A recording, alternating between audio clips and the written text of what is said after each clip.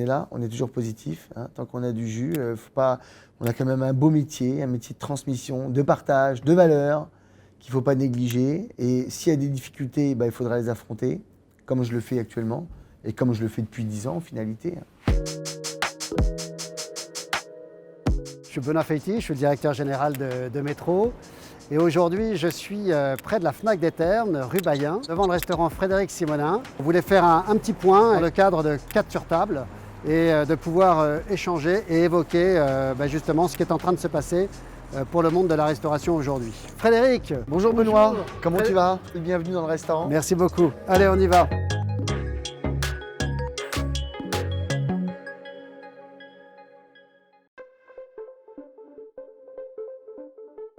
Alors, comment t'es venue ta passion pour la cuisine? Oula, alors ça a été un pur hasard. J'étais en internat militaire à l'époque, et donc on faisait des études et en même temps on avait une obligation de faire des stages en entreprise.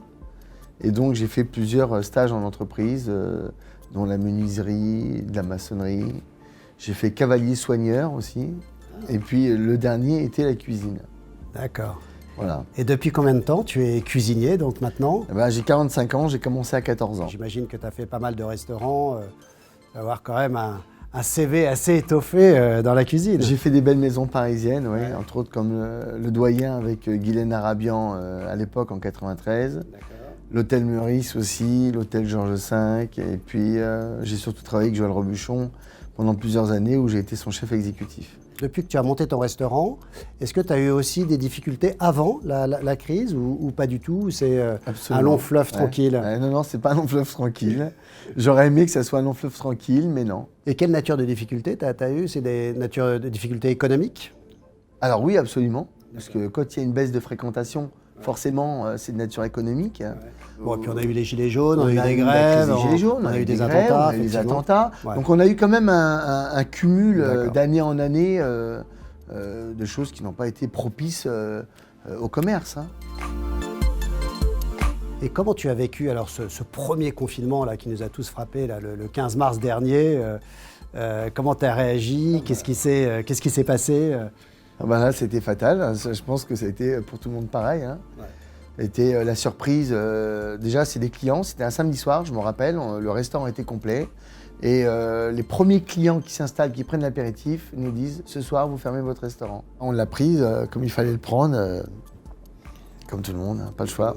En termes d'aide, alors, d'abord, est-ce que tu as senti qu'il y avait un niveau d'aide et d'accompagnement des restaurateurs différent entre le premier et le deuxième confinement? Alors bon, des aides, il y en a quand même, hein. Il ne faut pas non plus... Déjà, la prise en charge qui est très importante, c'est des salariés. Ouais, c'est le chômage partiel. Le chômage partiel, c'est une bonne chose pour nos salariés, parce que un chef, c'est bien, mais un chef seul, il n'avance à rien du tout. Et ensuite, on a les aides qui arrivent petit à petit. Une entreprise comme celle-ci, où on a ne serait-ce qu'un loyer à 6 000 € par mois, où on doit faire 85 000 € hors taxe pour arriver à un point mort. Par mois? Par mois, je précise par mois, et hors taxe. Ouais, tu as des charges énormes. Donc ce n'est rien. On a un passif de trésorerie, c'est-à-dire qu'on a aussi nos fournisseurs à payer. Hein. On a l'ensemble de tous nos fournisseurs food and beverage à payer. On a des petits producteurs de vin qui nous vendent le vin, qui doivent être payés à 30 jours et qui ne le sont pas parce qu'on garde la trésor pour pouvoir avancer les salaires, même si on a une participation de remboursement. Et toi, tu arrives à te payer un peu là? Moi, personnellement, je ne prends pas de rémunération. À titre personnel, je précise bien, pour ne pas mettre l'entreprise en danger non plus. C'est-à-dire que si je prends, je creuse un peu plus encore. Hein. C'est-à-dire que tout dépend aussi de la trésorerie de l'entreprise. On a réouvert, le 19 juin, on a eu le droit de réouvrir les restaurants. Eh bien, on était dans une période où les gens préparaient les vacances d'été. On a réouvert, mais on n'a pas fait notre chiffre d'affaires non plus sur les mois d'ouverture. Donc on a fait une perte de 20 000 € à 25 000 € par rapport à l'année dernière en chiffre d'affaires, qui sont aussi conséquents forcément sur la trésorerie, sur le chiffre d'affaires annuel. Du coup là, tu es plutôt en trésorerie négative là, pour le coup. Ah là, je suis à flux tendu. On sait que les vacances continuent à courir, hein, les congés payés continuent à courir. Et j'ai vu que pour janvier, il y aurait donc 10 jours qui seraient couverts par l'État. 10 jours de congés payés, financés pour les équipes. Donc ça, c'est plutôt bienvenu, c'est une bonne bouffée d'oxygène. C'est quand même bienvenu, il ne faut pas le négliger non plus. Ouais. Mais tout ce qui arrive, de toute évidence, c'est une bouffée d'oxygène, on ne peut pas le négliger. Au milieu de toutes ces aides, il y avait effectivement le PGE, les prêts garantis d'État. Est-ce que tu en as bénéficié? Est-ce que tu en as demandé un? Alors, on a demandé, bien évidemment, hein. Ça a été la première chose à faire, parce que le chiffre quand même était important. Hein. Sur ce restaurant, on est à 1 million d'euros annuels, et le PGE a été refusé. Il a été refusé, pourquoi? Parce que il suffit que l'entreprise a eu un passif, je dis bien a eu un passif, et qu'elle sort la tête de l'eau, et bien toutes les banques ne jouent pas le jeu, ce n'est pas vrai. En fait, quand on écoute les médias, on a l'impression que toutes ces démarches sont assez faciles. Et dans la réalité du terrain, au cas par cas, avec l'histoire de toutes les entreprises, évidemment, ça a l'air beaucoup plus compliqué. Absolument. Il faut savoir que les banques prêtent à ceux qui ont de l'argent et les banques ne prêtent pas à ceux qui n'en ont pas. Et c'est une réalité qu'il ne faut pas avoir honte de dire. Comment tu vois l'évolution avec la fermeture du restaurant, l'évolution de ton écosystème autour de toi, tes fournisseurs, voilà, comment tu vois la chose, comment tu observes les choses? Eh ben, les fournisseurs, nous déjà, on participe, beaucoup de cuisiniers, quand on le voit là, font de la vente à emporter, mais font aussi de la vente de produits des producteurs à emporter. Hein, donc ils les mettent aussi en avant.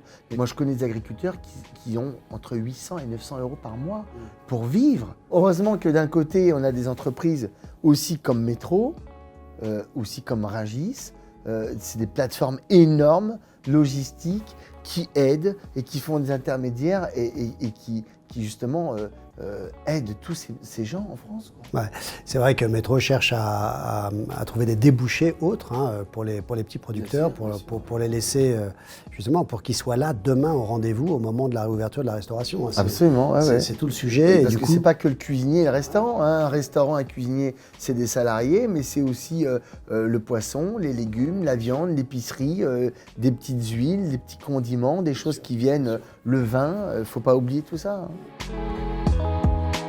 Comment envisages-tu de manière globale l'avenir de ton entreprise, alors dans ce contexte-là, Frédéric?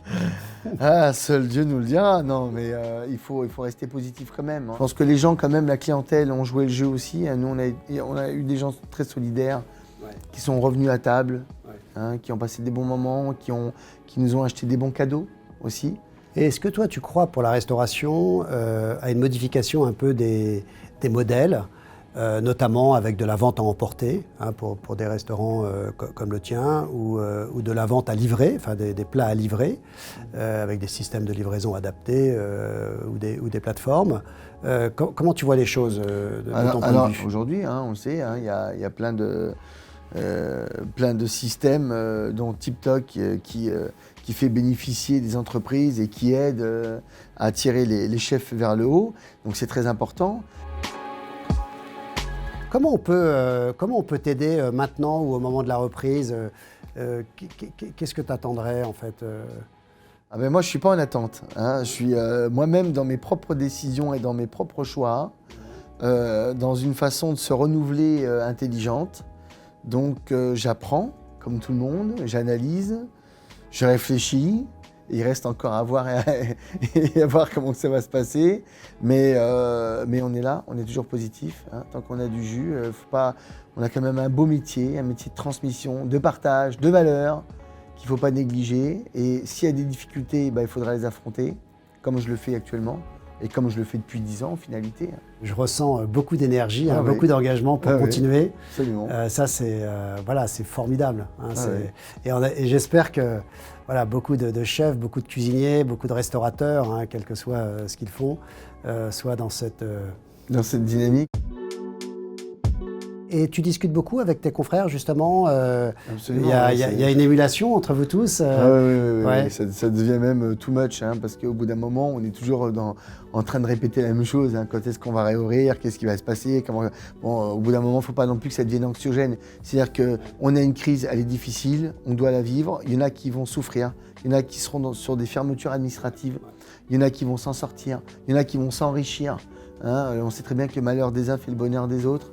Donc voilà, il faut se dire comment moi je vais m'en sortir, qu'est-ce que je peux faire aussi pour mes confrères si je peux apporter ma pierre à l'édifice, parce qu'il ne faut pas vivre égoïstement. C'est que j'ai 45 ans, j'ai encore 40 ans ou 45 ans à vivre devant moi, donc je vais rester positif parce que sinon la vie s'arrête maintenant. Hein. Super. Voilà. Hein. Merci Frédéric pour cet entretien. Merci infiniment en tout cas.